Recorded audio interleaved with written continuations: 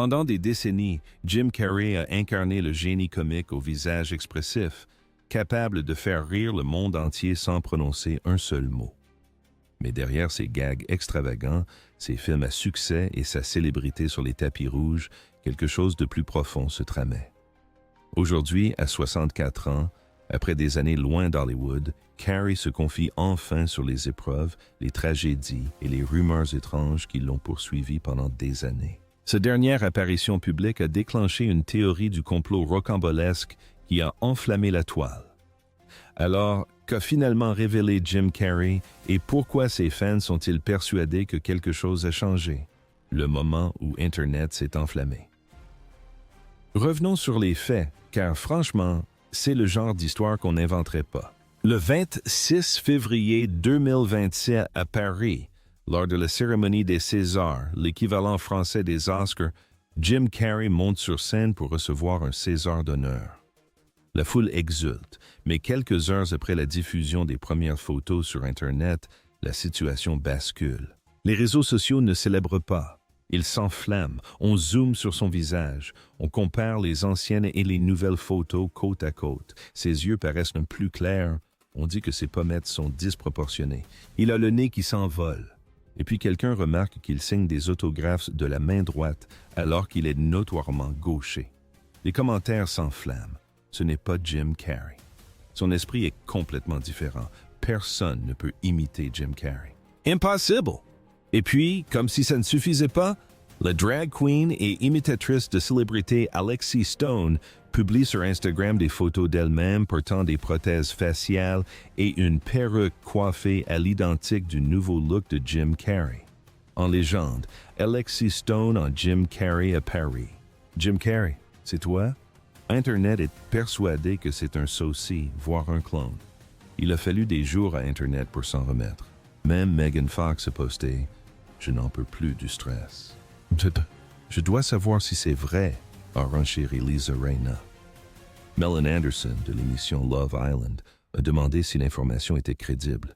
La rumeur avait officiellement fait le saut de Twitter à la culture des célébrités. Jim Carrey, l'une des personnalités les plus connues au monde, aurait été cloné et envoyé recevoir un prix du cinéma français. Son agent a dû intervenir pour démentir la rumeur, confirmant au Daily Mail que, oui, l'humoriste de 64 ans avait bien assisté à la cérémonie en personne. Son attaché de presse de longue date a été tout aussi direct. Jim Carrey a assisté à la cérémonie des Césars, où il a reçu son César d'honneur, point final.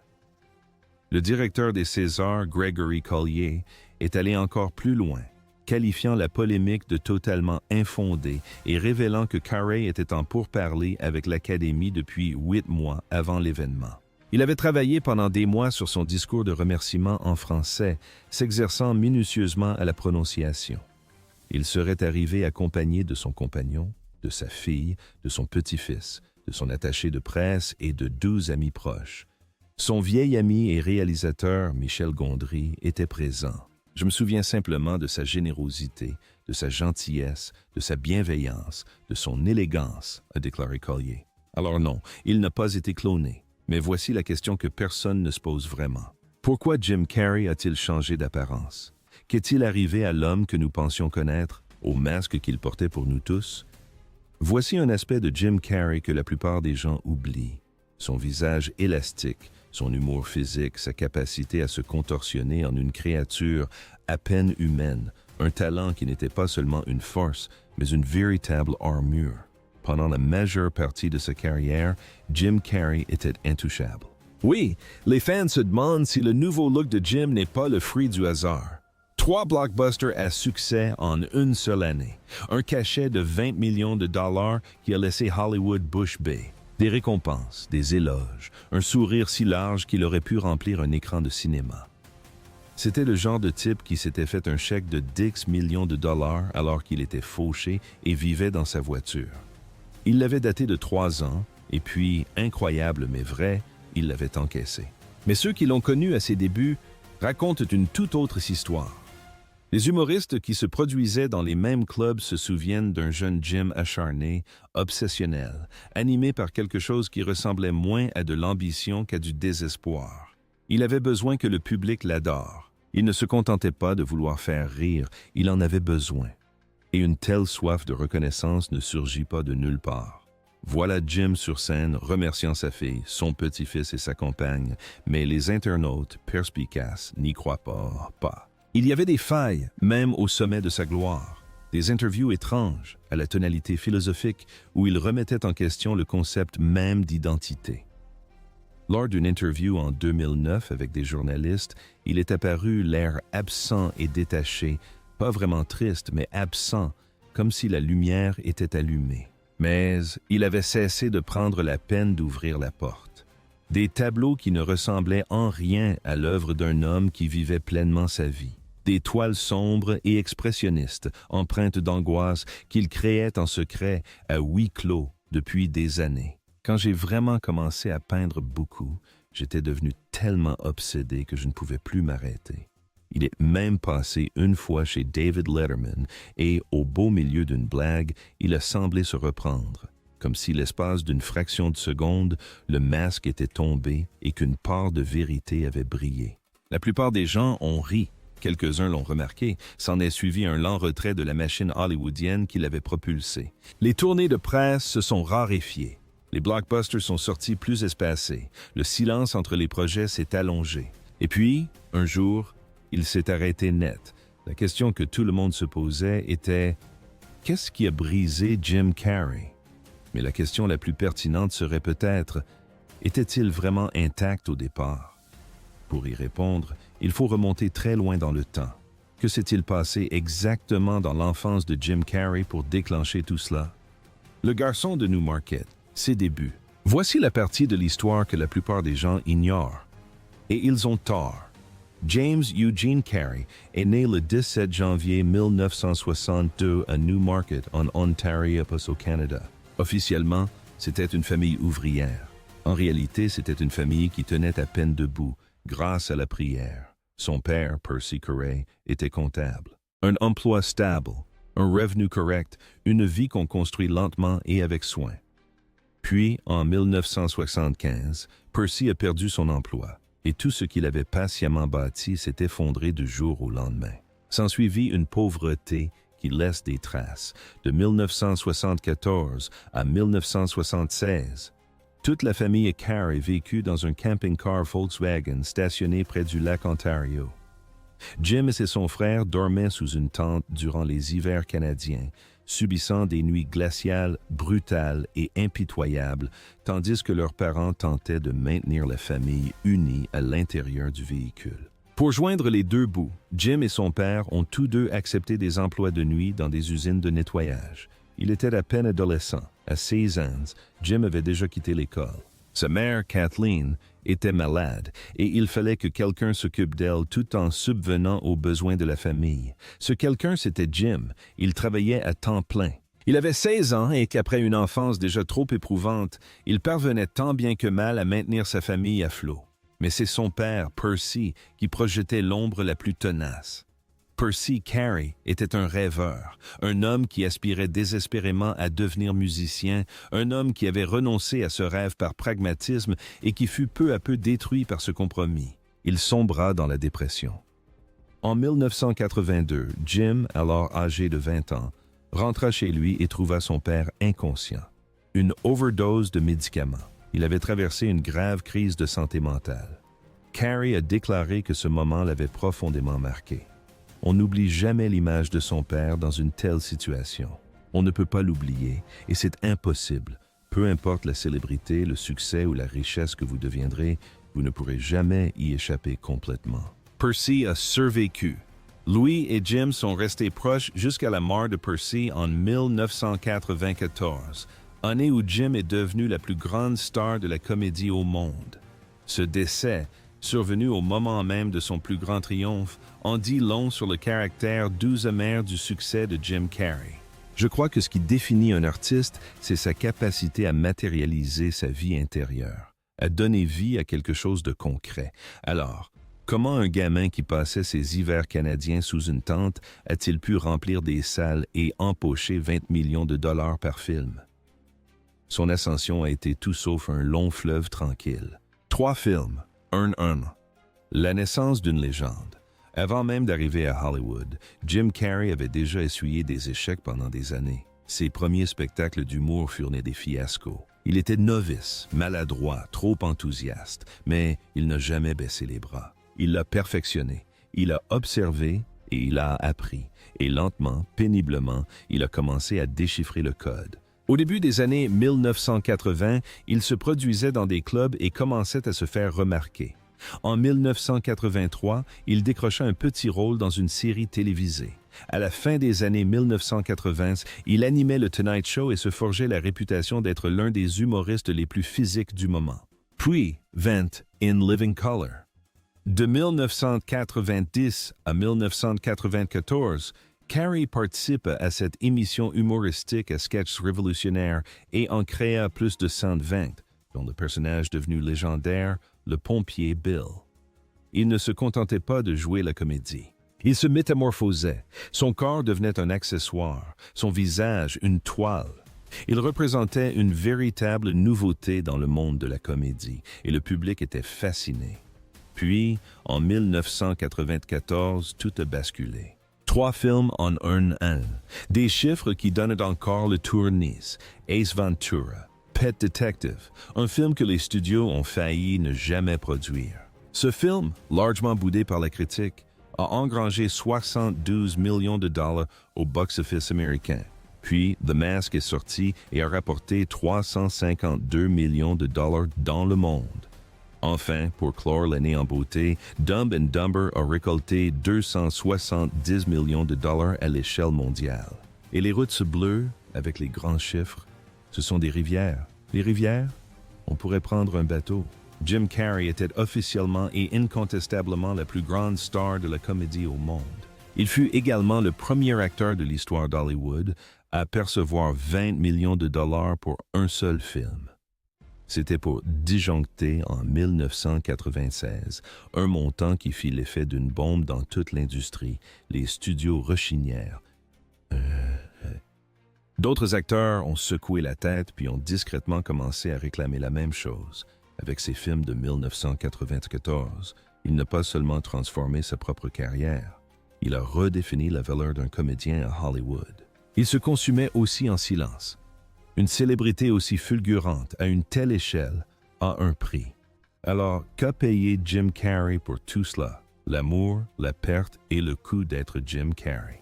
On dit qu'on ne connaît vraiment quelqu'un que lorsqu'on l'a vu en couple. Avec Jim Carrey, cette perspective est à la fois fascinante et bouleversante. Son premier mariage fut avec l'actrice et humoriste Melissa Woomer en 1987. Ils eurent une fille ensemble, Jane, et pendant un temps, il sembla que Jim avait trouvé un équilibre, mais leur mariage céda sous le poids de sa carrière fulgurante et ils divorcèrent en 1995. La même année, il rencontra l'actrice Lauren Holly sur le tournage de Dumb and Dumber. Ils se marièrent en 1996. Ce mariage dura moins d'1 an. 2 divorces avant 40 ans. Cela aurait dû l'alerter. Mais Jim s'obstinait à rechercher le contact, à trouver quelque chose qui puisse durer. Puis vint Catriona White, la maquilleuse irlandaise, avec qui Jim Carrey a entretenu une relation intermittente à partir de 2012. Calme et posée, elle contrastait avec son tempérament exubérant. D'après leurs proches, elle semblait lui faire du bien. Mais en septembre 2015, Catriona White est décédée d'une overdose accidentelle. Elle avait 30 ans. Les conséquences ont été dévastatrices sur les plans juridiques, émotionnel et public. Sa famille a porté plainte contre Carrey pour homicide involontaire, l'accusant de lui avoir fourni les médicaments retrouvés dans son organisme. Les poursuites ont finalement été abandonnées, mais non sans avoir plongé Jim Carrey dans des années de deuil et d'accusation. Et au milieu de tout cela, en 2012, sa fille Jane a été diagnostiquée autiste. Un homme qui avait consacré sa carrière à apporter de la joie aux autres se vidait lentement et profondément, loin des regards indiscrets. Mais une réalité encore plus sombre se cachait derrière tout cela. Une réalité que Jim Carrey dissimulait depuis les années 1980 et dont il n'a commencé à parler que récemment. Le secret qu'il a gardé pendant des décennies, le voici. Ce qui change tout lorsqu'on regarde sa carrière en arrière. Jim Carrey prend du Prozac depuis les années 1980. Il l'a révélé lui-même. information confirmée ces dernières années, et s'est confié avec une franchise presque choquante de la part d'un homme qui a si longtemps incarné l'invincibilité. Il a décrit son état sans médicaments comme un désespoir latent, non paralysant, non dramatique, mais constant. Un brouillard gris qui ne dissipait jamais complètement une tristesse sourde et lancinante, toujours présente, quoi qu'il arrive à l'extérieur. Réfléchissez-y. Repensez à chacune de ses performances, à chaque cri strident, à chaque sketch comique explosif, à chaque instant de joie intense qui vous a fait rire, sachant qu'au fond, cet homme luttait contre une dépression clinique grâce à des médicaments et à une force de volonté hors du commun. Les antécédents de maladie mentale de son père ne l'ont jamais quitté. L'épisode quasi fatal de Percy en 1982, que Jim a découvert à son retour à la maison, l'a profondément marqué. Jim a compris, probablement plus tôt que la plupart des gens, que l'esprit est capable de se retourner contre lui-même. Il était alité. Il avait peur et restait là, privé de toute distraction et de toute performance. Il était contraint de se retrouver seul avec lui-même pour la première fois depuis des décennies. Il a décidé d'arrêter son traitement médicamenteux et de parler ouvertement de sa thérapie, de sa santé mentale, et de cette mise en scène du bonheur qui avait marqué la majeure partie de sa vie publique. Ce n'était pas le Jim Carrey que le monde était venu voir. C'était le vrai. Alors, s'il en avait fini avec la performance, avec les médicaments, avec le masque, que devenait exactement Jim Carrey? L'homme qui a tourné la page. En 2022, Jim Carrey a fait quelque chose que presque personne à Hollywood ne fait jamais. Il a annoncé aux journalistes qu'il prenait sa retraite, sans détour, sans faire semblant. Il a dit « Eh bien, je prends ma retraite. » Oui, probablement, je suis tout à fait sérieux. Il parlait de son désir d'une vie plus paisible, de peinture, de sa pratique spirituelle. Il étudiait le philosophe et écrivain Eckhart Tolle, l'auteur du livre « Le pouvoir du moment présent ». Et quelque chose dans son œuvre avait véritablement fait son chemin en lui. Il parle « J'aime beaucoup ma vie tranquille », a-t-il dit. « J'aime vraiment peindre sur toile et j'aime vraiment ma vie spirituelle. » J'ai l'impression que c'est quelque chose qu'on n'entendra jamais une autre célébrité dire. Tant qu'il y a du temps, j'en ai assez. J'en ai assez fait. Je me suffis à moi-même. Il a déménagé à Maui, à Hawaï. Il s'est éloigné de la machine implacable d'Hollywood. Il a cessé les interviews. Il a cessé de se produire sur scène. Il a commencé à publier ses peintures en ligne. Des œuvres audacieuses, dérangeantes, profondément étranges qui mettaient les gens véritablement mal à l'aise, contrairement à ses films, car il n'y avait pas de chute à la clé. Ce malaise était précisément ce qu'il recherchait chez cet homme qui avait jadis déclaré que le silence l'effrayait. Désormais, il le choisissait activement. Pour la première fois depuis des décennies, il semblait en paix. Mais Hollywood a de nouveau fait appel à lui. Et l'offre était tellement extravagante, tellement absurde, tellement typique de Jim Carrey qu'il ne pouvait littéralement pas refuser.